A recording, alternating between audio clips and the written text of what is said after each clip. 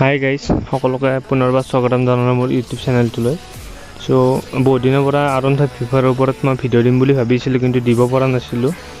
আজি ভিডিঅ'টো আহি গ'ল, চ' ভিডিঅ'টো চবে এনজয় কৰিব আৰু ভিডিঅ'টো যদি ভাল লাগে তেতিয়া লাইক কৰিব। আপোনালোকে এটা লাইকে মোক বহুত মটিভেট কৰে ভিডিঅ' বনাবলৈ, মানে ভিডিঅ'টোলৈ আগবাঢ়ো।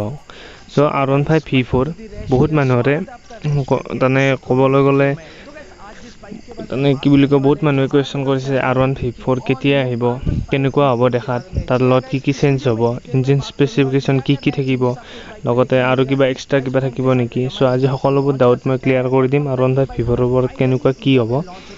চ' লেটছ ষ্টাৰ্ট দ্য ভিডিঅ'।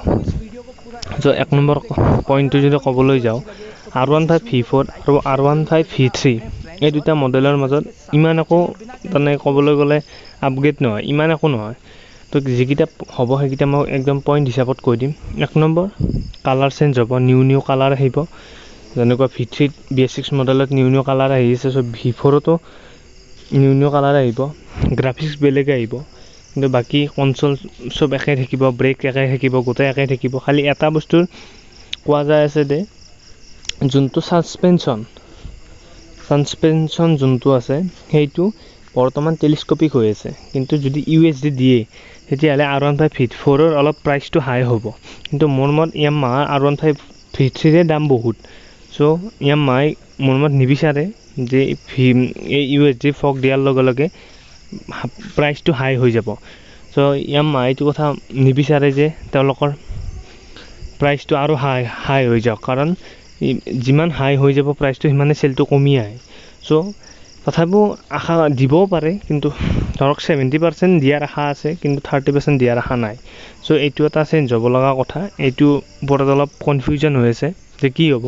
বাকী ফ্ৰণ্টত ডিস্কখনত পাব আপোনালোকে 282 mm ডিস্ক, পিছৰখনত পাব আপোনালোকে 220 mm ডিস্ক, বাকী টুইন ABS থাকিব। বাকী যোনটো কনচোল আছে সেইটোতো আগৰ দৰে থাকিব, ডিজিটেল কনচোল।